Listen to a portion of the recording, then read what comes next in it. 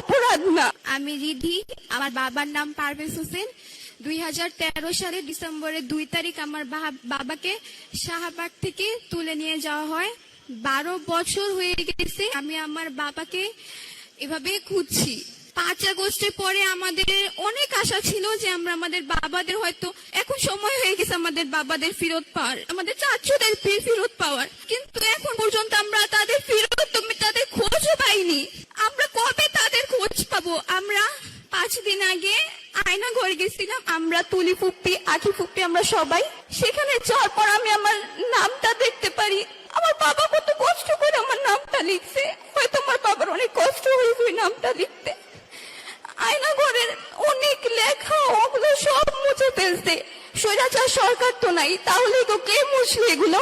আমরা কি আমাদের বাবাদের ফেরত পাবো না? আমরা কি স্বাধীন দেশে স্বাধীনভাবে হাঁটতে পারবো না? আমার ভাই কি আমার বাবার মুখটা দেখতে পারবে? আমরা কবে বাবাদের ফেরত পাবো? আমাদের স্বপ্নগুলো কে পূরণ করবে? রাষ্ট্র যেহেতু আমাদের বাবাদের গুম করেছে, রাষ্ট্রই আমাদের দায়িত্ব নেবে। আমরা কেন এখনো এইভাবে কান্না করি? আমরা কেন এখনো আমাদের বাবাদের খুঁজে পাইনি?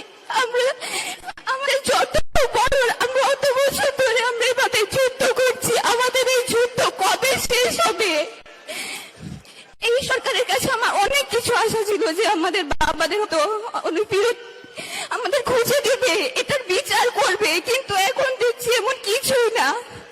আমি আমার বাবাকে ফেরত চাই। আমি এভাবে আর কান্না করতে চাই না। আমার বাবাকে আমি জড়িয়ে ধরতে চাই। আমাদের সব স্বপ্ন কে পূরণ করবে? আমি আমার বাবাকে ফেরত চাই। আমি এই ঘুম শব্দটা দিয়ে আর থাকতে চাই না। এটা কেন নাম হয়ে গেছে আমাদের ঘুম, পারভেজের মেয়ে। আমি আশা করি তারেক রহমান চাচু আমাদের বাবার খুঁজে দিবে, খুঁজে না দিতে পারলো এটার বিচার করবে যে আমাদের বাবাদের কেন গুম করা হয়েছিল। দল করে তো কোনো অপরাধ না, দল সবাই করে। এটার জন্য যেভাবে